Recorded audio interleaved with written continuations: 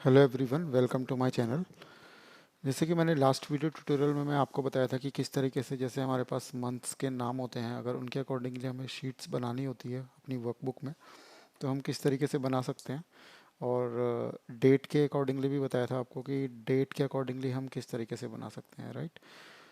तो इसमें मैं इस वाले ट्यूटोरियल में मैं आपको बताऊंगा कि जैसे मंथ और डेट कि कौन सी डेट है और कौन सा मंथ है। जैसे ये सितंबर मंथ चल रहा है, तो यहाँ पे अभी हम जैसे डेट आएगी जैसे 1 सितंबर,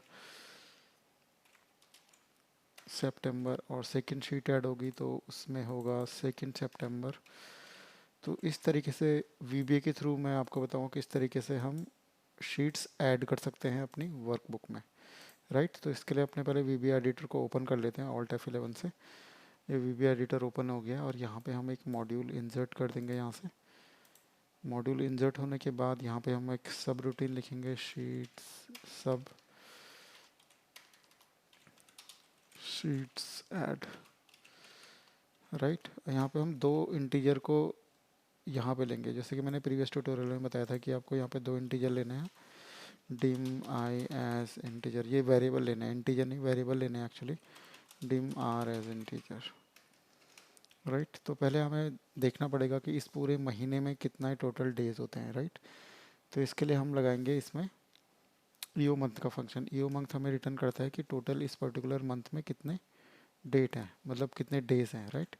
तो उसके लिए हम यहाँ पे अपने जो आर का जो इंटीजर वेरिएबल ले रखा है उसमें हम डिफाइन करेंगे आर इक्वल टू डे और एप्लीकेशन डॉट वर्कशीट फंक्शन, और वर्कशीट फंक्शन के बाद ईओ मंथ और डेट कॉमा 0 डबल ब्रैकेट से बंद कर देंगे। मैसेज बॉक्स में देख लेते हैं कि क्या रिटर्न करता है ये हमें 30 डेज रिटर्न कर रहा है, मतलब हमारे जो सितंबर का जो मंथ है इसमें टोटल कितनी डेज हैं, 30 डेज हैं, राइट। अगर यहाँ पे मैंने डेट का फंक्शन लगाकर ये लेट सपोज इसी फंक्शन को अगर हम सितंबर में अक्टूबर में रन करेंगे, तो अगर अक्टूबर में 31 डेज है तो ये 31 रिटर्न करेगा, राइट। तो इससे हमें पता चल गया है कि जो हमारा लूप चलने वाला है वो हमारा 30 तक चलेगा। तो यहाँ पे फिर हम लगाते हैं फोर ईच की command, for I equal to 1 to R, और इसे नेक्स्ट से क्लोज कर देंगे। जब भी आप फोर लगाते हैं तो उसको हम नेक्स्ट से क्लोज कर देते हैं यहाँ पे। और यहाँ पे हमने दो वेरिएबल डिफाइन कर दिए। आर में हमने जो इस पूरे महीने में यहाँ पे डेट के फंक्शन से जो भी ईओ मंथ से मतलब जो डेट है हमारे पास आज की डेट, उसमें हमारे पास टोटल कितने डेज हैं, 30। तो हमारा लूप चलेगा 1 to 30 तक चलेगा, राइट। अक्टूबर में चलाएंगे तो 1 to 31 तक चलेगा। तो ये हमारा एक डायनेमिक फंक्शन बन गया है। तो कभी भी इस कोड को आप रन करेंगे किसी भी मंथ में तो उसके अकॉर्डिंगली ये शीट बनाएगा। फेबररी में करेंगे तो ये 28 शीट ही बनाएगा, राइट।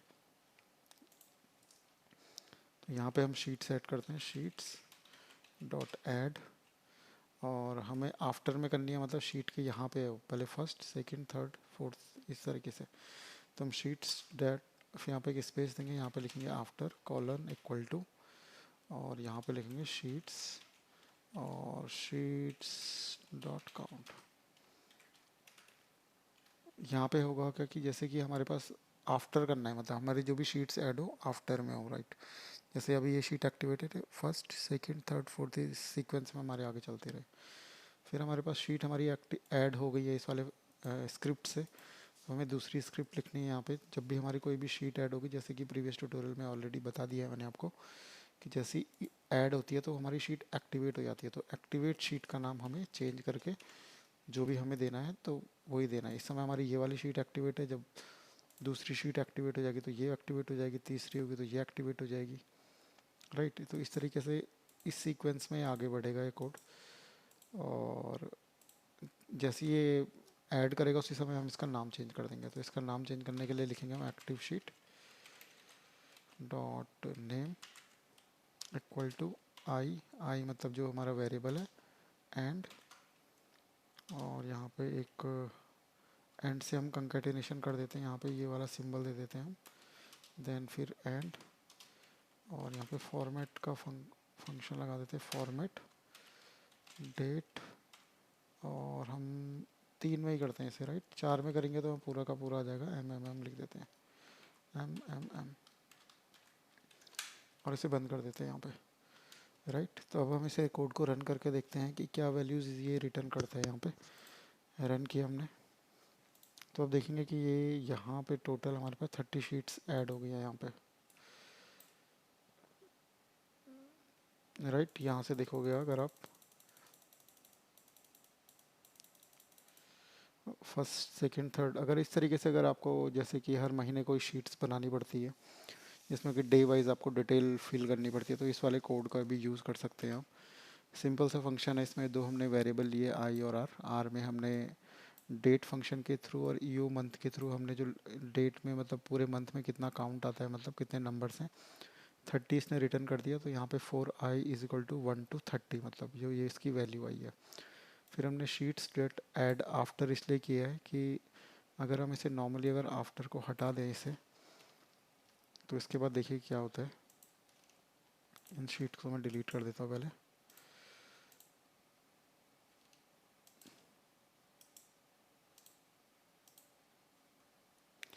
अब इसे रन करते हैं तो अब देखेंगे कि हमारी जो फर्स्ट वाली वैल्यू है वो एंड में पहुंच गई है यहाँ पे। तो जब भी हम शीट में अगर डेट वाइज देखते हैं तो शीट वन भी एंड में पहुंच गया, तो ऐड करके वो बिफोर में ऐड होती गई, राइट। इसलिए हमने वहाँ पे आफ्टर का मतलब जो हमने सिंटैक्स लिखा था इसलिए लिखा था, हम इसे डिलीट कर देते हैं फिर से। और यहाँ पे हम लिख देते हैं after colon sheet sheets dot count.